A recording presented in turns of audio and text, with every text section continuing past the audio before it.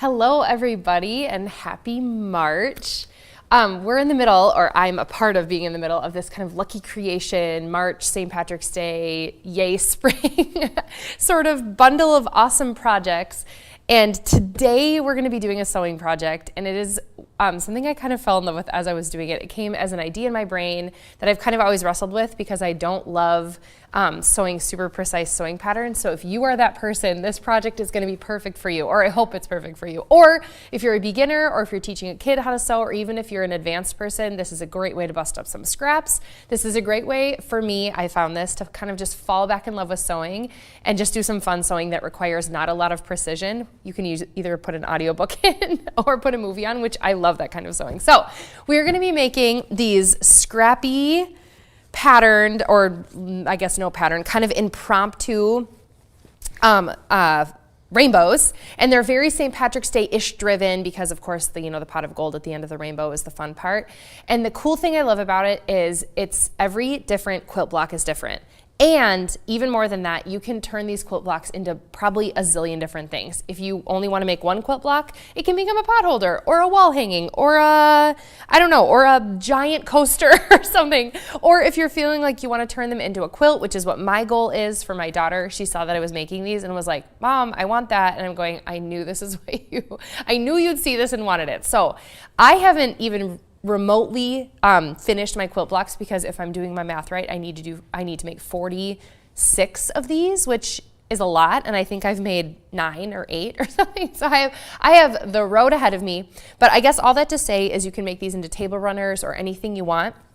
So I haven't sewn my quilt blocks together because I wanted to show you kind of the versatility of how to use them or how to put them together, or maybe you're just going to spark some excitement and joy out of this. I don't know, as we sew. So the cool thing is when you grab your fabrics, also, let me just show you the ones I've done. Can I just do that quickly? Here, this is the cool thing about sewing like this is I feel like as I progress, every quilt block I finish, I go, oh, that one's my favorite. That one's my favorite. Okay, so I started here. We have like more of a traditional kind of like pink to blue. You can tell my curves aren't perfect. That's kind of what I love about it. And then we have this one, more of like purple to pink. And then we have this one, blue to pink. You kind of are starting to probably see a theme that I've included pink in a lot of mine. I tend to not use red in my sewing, so I don't have a lot of red fabric to pull from. I use more pinks. This one is all a cool colored rainbow. It's kind of this yellow polka dot all the way to blue. This one is the one I just finished most recently, and I love it because this is 6 sections as opposed to these were 5, so they're more like chunkier middles. I like that they're thinner in this one because I like the gradation, if you will, from like the bright kind of fuchsia color all the way out to this vintage. This actually is so funny. This one right here was, it's really thin fabric, and I think it was a bed sheet actually from my grandma's house. I'm not sure. It was from my grandma's house, and I only had a chunk of it, or maybe it was a pillowcase or something. But I love that it's going to be used in a quilt. So scrap busting for sure. And the one thing I want to talk about with picking your fabrics is when you go to your fabric stash or wherever you keep your fabrics. I have a lot, if you can't tell. Grab something that makes sense to you for a color story. And what I mean by color story is when you're putting together different quilt blocks that isn't from like a jelly roll or a bundle or a fat quarter section or something, and that's where you go to the store and you buy everything that's typically from the same fabric designer, probably from the same fabric line that's all bundled together. If you're not doing that, which you totally could do this if you want to make it way easy, try to pick a color story, meaning you have similar colors woven throughout. Because what you don't probably want to happen, or maybe you do, I don't know. What I feel like I don't want to happen, to create a more balanced like quilt that comes together, or wall hanging, or I don't know, table runner, or whatever you make these into, find common colors. So like mine, I have a lot of fuchsias right in here. I have this fuchsia pink color I found that I had a lot of fabric of. So I have, this one has fuchsia, this one has, which is kind of like a hue of that same fuchsia, a little bit more salmony. This one has fuchsia, this one has fuchsia, this one doesn't at all, but I have this blue, this like aqua color also carried throughout. And then I also have this mint color carried throughout. Now, this purple you only saw on one because I truthfully only have like a tiny little scat of it, but I loved it. I liked this pastel because it kind of is mirroring these other pastels that I have happening. So it's not that you have to have the same repeating actual perfect fabrics over and over again, but I want you to think about just like how they talk to each other. And if that overwhelms you, as cheesy as this sounds, pull out all your fabrics, use your gut reaction, like lay them all out on the floor or on a table, maybe invite your friend over to drink a glass of wine while you do this or something, I don't know, or maybe have your kid come in or your husband or your friend or your neighbor or somebody come in and have you kind of give you input. But I totally, when it comes to color and fabric selection, I always rely on my gut instincts because there's something in us that is attracted to something, and even if we can't put a name to it, it's always, I feel like, worth including, if that makes sense. So even though I'm typically not a pink person, a ton, even though I think I'm wearing pink earrings today. Okay, I'm not as much of a pink person as my daughter is. She just really loves the color pink, like these bright fuchsia colors. It makes sense, and I feel like I'm attracted to it in the colors of the fabric. I feel like it just mixes well with other colors I have. So I found a chunk of fabric in my stash that I had that I loved. I decided to do white, or it's kind of like I guess a little bit of an off-white or like a mayonnaise color, I guess, is my background. I happen to have, if you look really closely, these actually don't all match. They're pretty close, but they're not exact. I found a handful of, I would say half yard to 3/4 yard to 1 yard from, I don't even know what I purchased them for, that's what I'm using for my background. And then here is kind of the, I guess, color story, if you will, that I landed on. I don't even know where some of these fabrics came from. Some of them I think I bought for something that I never used. And if you're anything like me, you're probably going, amen, absolutely. As I'm laying these all out, I wanna just take a moment to tell you that the full pattern for this is on the download link. So if you're feeling like you want to just watch this and then go back to the instructions along with the written instructions and photos, that is available to download. And we also have a chat roll happening right now. It looks like a lot of people are sounding off of where they're from and joining from. But in the midst of me kind of explaining all these things, if you have anything to add, please pop that in. So if you're feeling like you've had some experience picking fabrics to make a quilt come together, I'd love to hear about that. Or we're going to be doing some applique today. So if you feel like you have tips and tricks on how you do applique, I love to hear all those things. So please don't be afraid of that chat roll. Make sure you use it. Pull in your expertise because I feel like a community like this is really cool to be together. Okay, so I'm not really much of a purple person, but like I said, I pulled out some purples right here. This is becoming a lot on this little this board. This one I haven't even used yet, but it's like a white with a little bit of a purple in. I'm not sure that I will. Lots of blues. I'm heavy on the blues because I love blues. And if you notice, a lot of my blues are all of the same sort of like aqua-ish minty. There's not really any baby blues or anything that's too overly gray, like a gray blue. This is that I was telling you about. I think it was a pillowcase. This is that fabric from my grandma's. I don't know, maybe it's really thin too, because I think this fabric has been washed 9 zillion times. I don't know how I ended up with it or how it got cut that it became a piece of fabric. I'm not sure. That would be a question for somebody in my family, I guess. And then I have a lot of yellows because I'm a yellow person. And I only have a little bit of this polka dot, but isn't it adorable? I feel like I had to use it. And so, okay, so if you look at this, I know this is a lot, but I feel like there's a lot of, if you look at it, instantly you can go, oh yeah, that kind of works together. Oh wow, Emily, you're missing the mark. And maybe it's okay. Maybe you say you're totally missing the mark, but you notice I don't use a lot of reds. I don't use a lot of oranges. I don't have a lot of greens just because I don't. I do have a little bit of green that I used in one right here.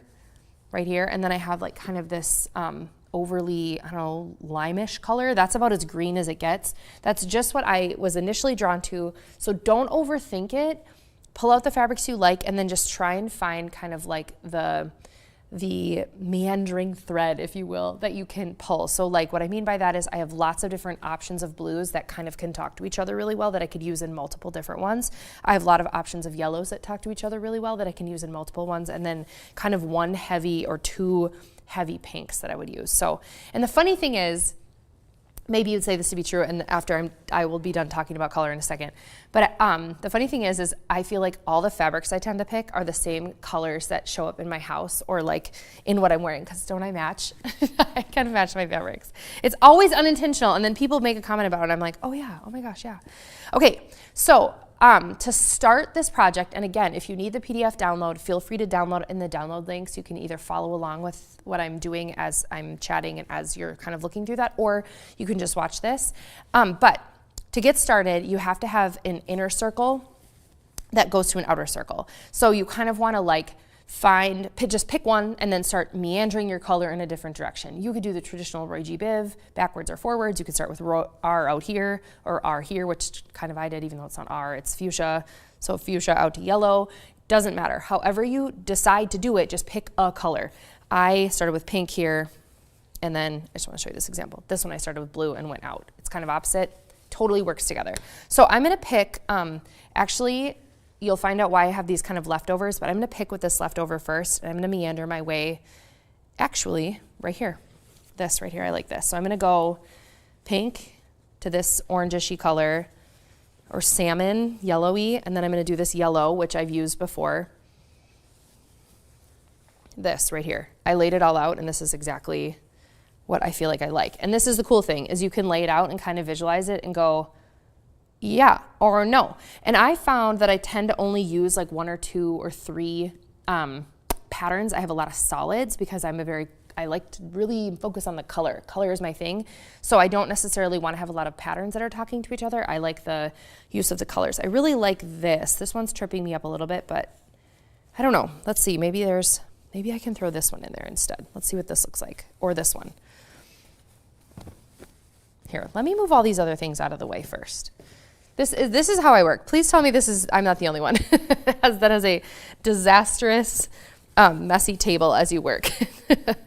Chime in and let me know I'm not alone. Okay, wait. Okay, so I would just want to move those off to the side so I can see this. So I'm kind of envisioning going from, I don't know, do we like this better? Oh, man. Yeah, we're going to do that instead. Even though I did just use that for this one, we're going to do that instead.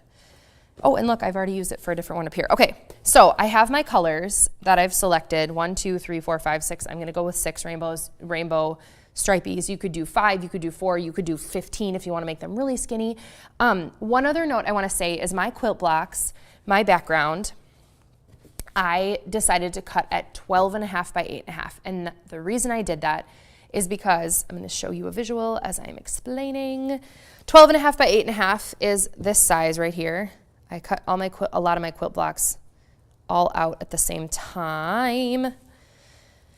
And when knowing I'm making a quilt, I am going to lose 1/4 inch when I sew the blocks together here, here, here, on all 4 sides. So I know that my quilt blocks, because it's 12.5 by 8.5, will end up being 12 by 8 because I'm losing 1/4 inch on each side. That's my math. So if you are going, oh my word, I want to make more squarish blocks, totally make more squarish blocks. Your arch, if you make a square block, your arch will probably end up being a little bit higher, whereas mine's a little bit flatter. Totally preference. It does not matter how you want to do it, but just keep that kind of in mind as you're cutting your background and as you're kind of selecting your fabrics, knowing I can get 6 rungs or arches in mine because it works that way. If you're doing something smaller, maybe you're more like 3 arches or 4 arches. Just kind of like keep that in the back of your brain, because this pattern is so versatile. It's going to be a lot of like, let's just see what happens and let's try to do the math ourselves. So maybe you're an amazing math person, or maybe you're not like me and you just figure it out as you go. So I did 12.5 by 8.5 because I know they will sew down to 12 by 8, and that divides up into the size of the quilt that I need for my daughter's bed. I believe, oh my gosh, somebody can correct me if I'm wrong, it's like 96 by 60 is a full size, and that's what her bed is. Something like that? Question mark? Don't hold me to that. I believe that's true. Somebody can correct me if I'm wrong, or you can Google quilt sizes because they're all over the internet. So first thing I'm going to do is give a really quick iron to all of these fabrics. And that one's pretty good. Here, this needs to heat up a little bit more. Hang on, there we go. Turn her on a little bit more. So I'm just gonna give a really quick iron because I want my fabrics to be completely flat. Ooh, you can tell I kind of wrinkle up. You can tell this was used for I don't even know what. The other thing to keep in mind too, as you're even ironing out sections, you can choose to pre-iron all your fabrics at one time. That is not really how I roll because I feel like then I would be wasting a lot of time ironing, and ironing is not my favorite thing in the world. But you can easily, knowing that this is my second rung, I know that I can use a smaller part, so I'm not gonna iron the really big, huge part because I know that I can get away with just ironing this smaller part. And this is super wrinkly, so it's gonna take a little bit of effort. I'm just gonna turn this on all the way, onto hot, hot. And maybe you love to iron and you're like, I'm just gonna put in an audiobook or something, or I don't know, have my kid read to me as I'm sewing because it's no big deal. Holy moly, this is really wrinkly. If you need a little bit of steam, use a little bit of steam. I'm not gonna use steam today just because that's just how I'm gonna roll, but iron out as many wrinkles as you can because when we're sewing this, you want it to be as flat as possible so that when you're appliquing this, the wrinklies aren't making the fabric move around. And I feel like sometimes I'm the queen of not taking all the time to do these little steps, and then it bites me in the long run. Maybe you're similar to me. I'm a quick crafter, which is part of the reason actually why I really, really love sewing, because I feel like it's a very instantaneous craft. So this might be as good as I get, but it's just gonna be a wrinkly rung. So I'm just gonna kind of see how this all looks as I lay it out. And then this guy doesn't need to be ironed too much because I've used him before. Yeah, he's good. Okay, 1, 2, this one. And then as, I always feel like I repeat this, especially when I'm working with little kids, but as you're ironing and you're picking kind of where you're gonna cut your fabric, pay attention to the edges because you want to save, especially for a project like this, that you want the same fabrics throughout. You want to try and maximize cutting along the edge so that you're not just wasting excess fabric, because it could, even the smallest amount to make this little part could be used in the future. So I try and, on a project like this, I really just try and make sure that I'm maximizing every bit of fabric. And I'm the person that tends to not fold my fabric up in the best way, but we are living and learning, right, as we go. Okay, some of these are ironing really well and some are not, but you get the idea. Whew. This is a big piece. I don't know that I've used this one for anything, but I also know what I bought it for. Okay. Here we go. So I'm gonna set my iron aside because I don't need it for the rest of the project. And then I'm also gonna set my pressing mat aside because I also don't need that. And now we're gonna go to like the sewing, cutting motion for ever and ever, amen. I've already cut out my back blocks because I just cut those all out at one time. I'm gonna set these aside too. And then I found, when I was doing the math here, I'm gonna show you a visual. When I was doing the math of like, all right, how small can my middle rung be, you know, based on here, how much I wanna grow my rainbow, if you will. This is the top of my kids' thermos for their lunch, because I was doing the math going, okay, if I want 5 or 6, I wanna make sure that my rainbow isn't, because remember, we're losing 1/4 inch on each side, so that would be like this and like this. I want to make sure that I have a little bit of breathing room on each side of my rainbow so when I make the rows, they're not just like the edges of the rainbow aren't touching one another like this. I want there to be white space breathing room. So I kind of did the math and was like, all right, what will work? And I tried to find a couple different Tupperware lids or a glass, and they were too small or too big. So I found that 3.5-ish inches was what I wanted this to be. Some of them are a little bit bigger, some are smaller based on how I cut, and you'll see kind of that in a second. But so I'm using the top of my lid, and I will start with my middle, which is right here. And this is an extra piece that was cut from a different rainbow, and I'll show you that in a second. But all I'm going to do is, first of all, make sure this is completely straight on the bottom, which it is. And I'm going to do my best to kind of, sort of, cut around with my rotary. You could choose to flip this over, draw a line, and cut that way. If you want it more precise, that's fine too. If you want to use a protractor or a compass, compass is the word I'm looking, to make it more precise and use a pencil or fabric marker, totally do that too. But I'm doing the sort of, it doesn't really matter how perfect it is, impromptu sewing method. So here's my impromptu sewing method. It is hold and cut. So this is my middle. I find that when I'm cutting, I tend to not squeeze as tight here, and I tend to go out. So this part I'm going to trim just a little bit.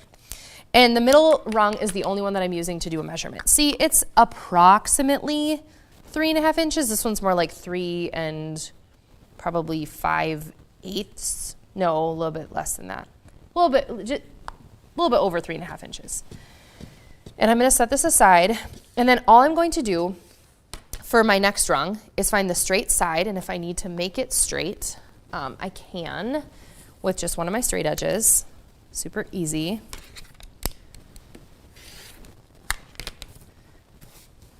And then all I'm going to do, I'm going to cut this off so I can show you a little bit easier. All I'm going to do is follow around here. And what I found to be easiest when I first was doing this, here's just a little tip, is if I put my blade in, see how my rotary blade is out right now? So this is what cuts it. If I put my blade in, so I'm not cutting, and kind of just like follow, follow to visualize where I'm gonna go, I can go, am I gonna like that? Am I not gonna like that? Little visual technique, you don't have to do it, but if you're feeling like, oh, I'm gonna cut something wrong, first of all, you're not gonna cut something wrong. The worst thing that can happen is that you have to cut something again, which isn't the end of the world, or you cut it wrong and then you use it for a smaller rung on a different rainbow. But I like to visualize either with my finger or with this before I cut. And then here's kind of how I cut the circle. This hand is my cutting hand. This hand is my turning hand. So kind of what that means is as I'm cutting, I'm kind of just pushing forward with this hand and kind of spinning with this hand. I don't know if that's the real technique of the world, but that seems to what works for me. So I'm kind of going like this, and I'm not really moving my actual arm and elbow until I get to the very end. So it goes something like this. Let me open this up. Hang on, my mat moved.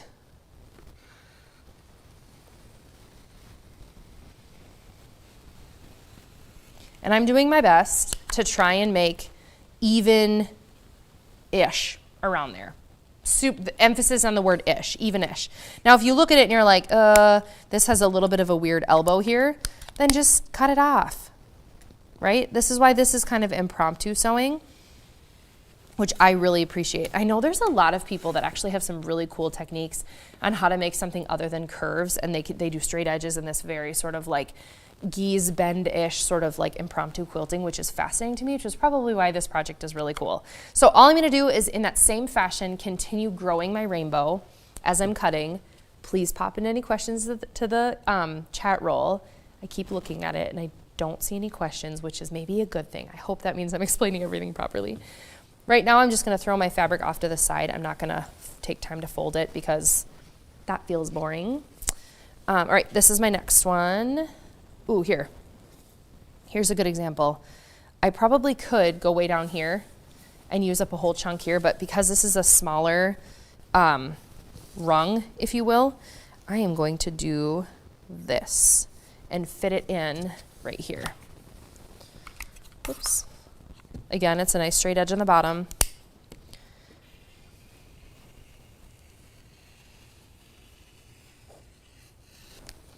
There we go. And I don't like how this is like this. But look at. So all you're doing is growing your rainbow bigger and bigger and bigger. This is a weird, hang on, I need to fix this. I'm being picky when I said I'm not normally picky. I'm eating my words. There we go. I'm just growing my rainbow a little bit bigger and bigger and bigger as I go, and then setting my fabric off to the side, and then I will just keep growing it. 1, 2, 3, 4. This is number 4. These pieces are bigger fabrics. 4. Ooh, this is not straight at all. So first I need to make this straight. Now, if you get overwhelmed with laying the entire rainbow on here, you essentially could just lay the rainbow rung that's the next closest size next to it. You don't have to lay the whole thing. I just like to see how all the colors are going to talk to each other as I'm growing it. So if you don't have one of these straight edges, that is totally fine. You can always use a ruler or the edge of a book or something. Don't feel like you have to have all the perfect quilting things to get started quilting. Maybe that's an unpopular opinion, but I feel like sometimes we stop ourselves from starting a new craft or starting something because we think that we don't have all the tools. If you have fabric and a sewing machine and a cutter, you have all the tools for this, I promise. Okay. Near. Ah, there. Ooh, I like that one. There, I'm glad we chose that one. Okay, number 5. Where did I iron? Down here. Be careful when you're using a salvage edge because you want to make sure, be careful when you're on the edge because you want to make sure you're not on the salvage edge. You'll know you're on the salvage edge, which is not right here, because it will have like the little bumpies and sometimes it'll have the name of the fabric designer on it. You obviously don't want to include that. It's probably not the end of the world because most of it's under here, but you would see it on the edges. This is a really big piece of fabric. I don't know what I bought this for, but obviously I didn't use it because normally I don't have this large of a piece of fabric that is unused. I mean, I used it for this rainbow thing, but I hadn't used it for anything else, so who knows? I hope I'm not the only one. I did that one backwards from how I normally do it. But one thing I want to pay attention that I want you to notice too is I'm not ever picking at my rotary, even if it seems like, oh my gosh, this is not going the way I want it to be. It's hard when you pick up your rotary and try to put it back down and continue a curve. Maybe you have better curvy cut skills than I do, but I find that it's almost impossible to get a clean line and I almost always have to start over. So I'd rather continue my line in hopes that it works out than just completely scrap it and have to start over from the very beginning. I can't blend when I pick up my rotary with another curvy line very well. I've tried about a zillion times and it never works. Okay, oh, that's upside down. Hello. All right. Here we go. This is our last one. And again, this is not straight because I probably cut it wrong for something. And this is our last one, and then we're ready to go. Ready to sew, I should say, not ready to go. Although another thing to think about too as you're thinking about your colors is maybe you want to make every single quilt block the exact same. And if that's the case, it could be worthwhile for you to actually measure out each rainbow. I don't know, maybe you really want to make it more precise than how I'm making it.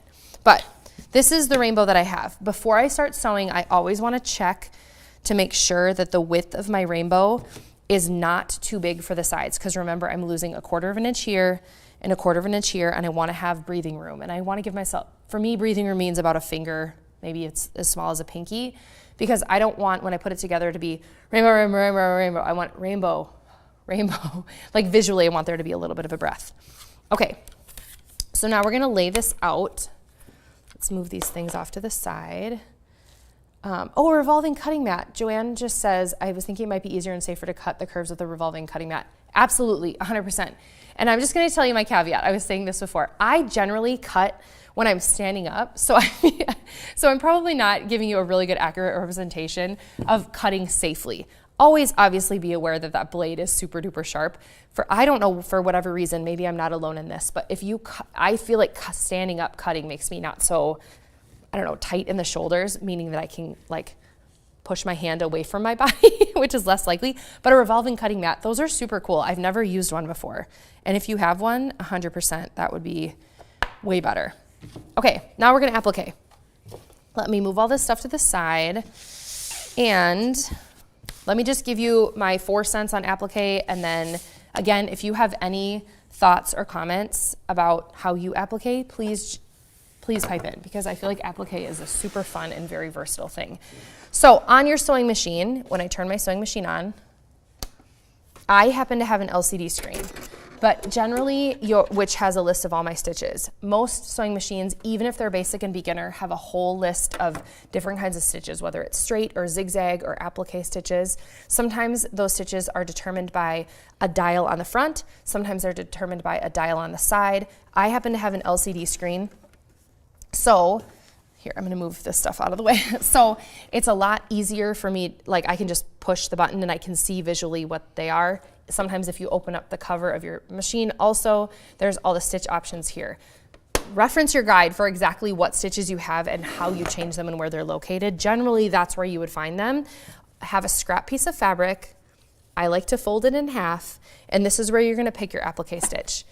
You probably can't see super well because they're really small, but I chose an applique stitch. All that applique means is that you're putting one piece of fabric on top of the next, and you're appliquing them together.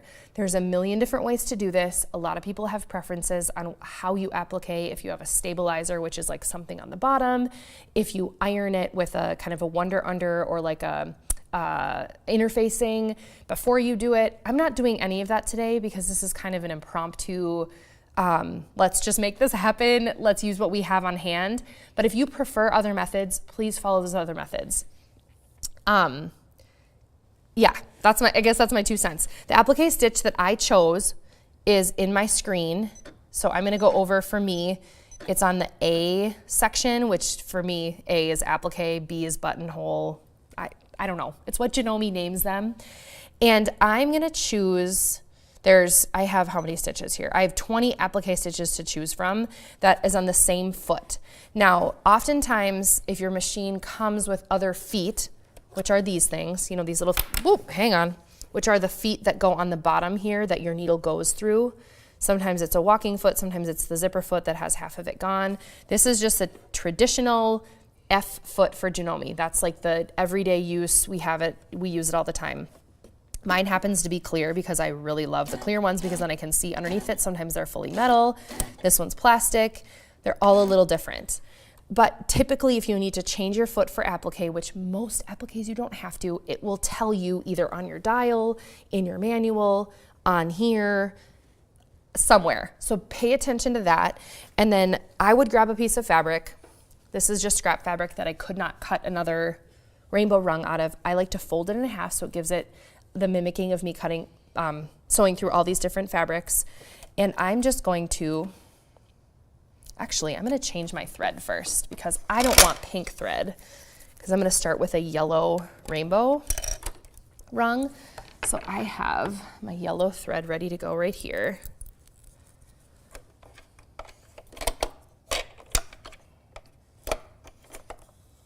Thread it through the top. This also brings up a really good point. Something that my grandma taught me a long time ago that my mom never adhered to, but I feel like I remember my grandma saying it, is that before you start a sewing project, get all of your bobbins and thread wound and ready to go. And I feel like I've learned the hard way with that because sometimes I don't know if you're like me, if you're ever in the middle of a project and you get halfway, through a stitch or something and it's going, bobbin's gonna run out. Bobbin's gonna run out. It gives you the warning. I'm like, dang, I should have wound all my bobbins and my thread ahead of time. Okay, so I changed my thread to yellow because I know I want to start with my yellow rung. And all I'm gonna do is to either choose my stitch or to make sure my stitch and my thread is ready to go, is pick one of your applique stitches that looks exciting and then start sewing. Whoops. This is saying it's not threaded, but it is. And then just start sewing here to see if you like it. This is the one I've already chosen. I like this one because, you really can't see it on this. It goes in, it's like short, short, short, long, short, short, short, long, short, short, short, long. And I like the way that looks with the rainbow. I tested it on a handful of stitches. This happens to be the applique stitch number 16 on my machine. So if you want to follow along, if you have a Janome, that's what we're gonna do. Okay, I'm just gonna make sure that this is all good because it was beeping at me.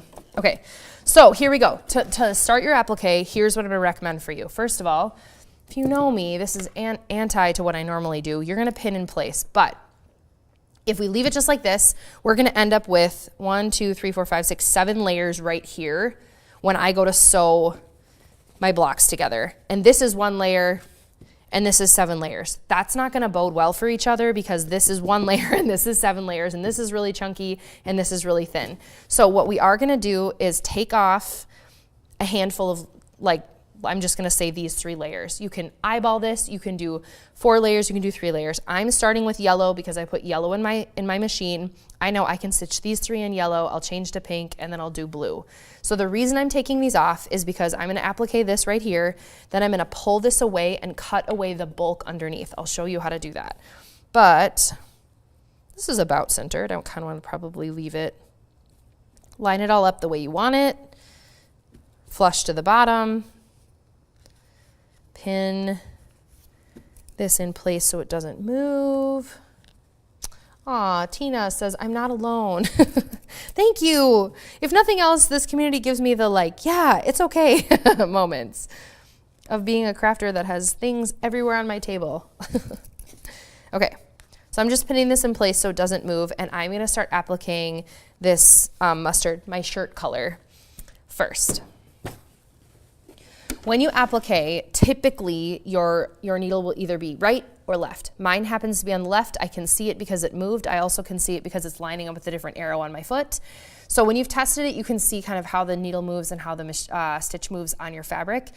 What you wanna do for applique, if this is my fabric, I'm just gonna show you right here so you can see. If this is my fabric of what I'm sewing and this is my background, I want my needle to go barely here and mostly onto here. Barely here and mostly onto here because you wanna catch the edge of what you're trying to stitch. So I wanna catch the edge of the rainbow that I'm trying to stitch. So this is what this looks like. Where's my foot feed? I have a red arrow. So by testing this, I also knew that my machine is beeping at me. I'm just gonna rethread it. This is real life sewing, right? Where it doesn't always go the way you want it to go. But I wanna line up my arrow on the foot of this machine with the edge of my rainbow stitch, or the edge of my rainbow loop, because to me that gives, I'm catching the edge of my fabric in the background and then pulling the stitch onto, I guess, what the foreground would be, what this yellow would be. Okay, game on. Here we go. So it's probably a little hard to see, but my needle is going back and forth and stitching by catching the edge of this mint color, going over top of the edge of the mustard color. And I'm not doing anything to push or pull. All I'm doing is guiding, because I want my feed dogs underneath, the things that pull the fabric, to do the bulk of the work. Because that means that my tension will be right. That means I'm not throwing a stitch off. It's not going to be bulky or gappy because I want to make sure everything lays nice and flat.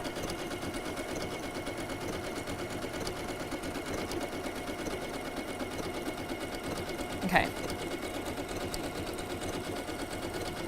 This is where having a movie on or putting an audiobook in is so cool, because I feel like applique is one of those like long games.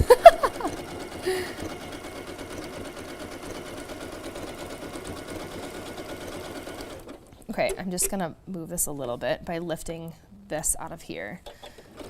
Ooh, this thread matches this fabric so well that you almost can't even see the applique stitch. I did not even think about that. Okay, I'm almost done with this one, and then I'm gonna show you. Okay, end. Ta-da. I'm not even worrying about anchoring my stitch or ending my stitch because I know I'm gonna lose that bottom 1/4 inch when I sew everything together in my quilt. And generally, I guess whatever you decide, you will sew, you will finish these blocks off somehow, so you don't even necessarily have to worry about anchoring your stitch. Okay, so this is all stitched in place. I don't know if you can see that. Here, let me move this out of the way. Right here, this is all stitched in place. I'm gonna remove these. And then this is where your fingers have to be really careful. I'm gonna carefully lift, let me just move that out of the way too. I'm gonna carefully lift this up and remove these 2 layers underneath so that they're still here. I'm not taking them away from here, but because I've stitched right here, I kind of turn it right side out, and you have to be really careful not to cut the background. But it also kind of doesn't matter how it's cut, because not only am I removing the bulk, but then I'm also giving myself a chance to reuse these 2 colors in a different rainbow for a smaller rung, if that makes sense. So how I cut it or how like smooth my cut isn't gonna super matter because I will likely cut it again as I'm, you know, adding these to a different rainbow.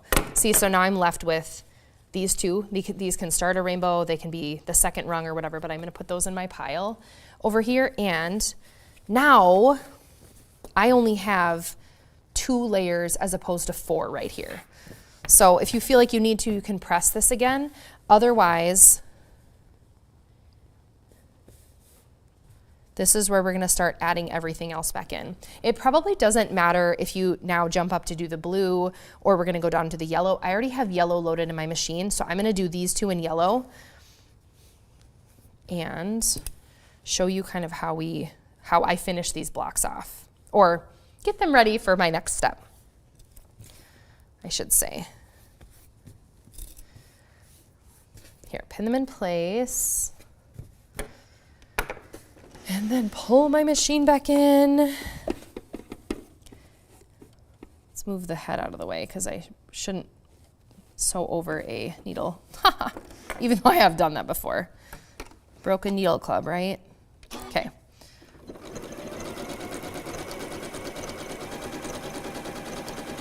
So all I'm doing is now following the edge of the next rung or the edge of the next rainbow arch or whatever you want to call it, with my yellow thread to applique in place. Now you totally could say, Emily, I want to do everything in white so that between all of your colors you have a little white applique, or maybe you want to add, I don't know, maybe fuchsia, maybe you want to applique everything in fuchsia.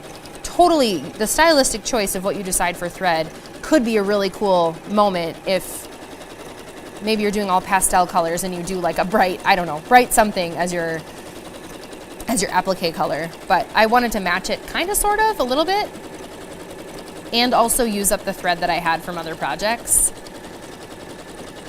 Okay. So again, I'm grabbing the right side and pulling the thread essentially, or allowing the machine to pull the thread onto the foreground space or my yellow space.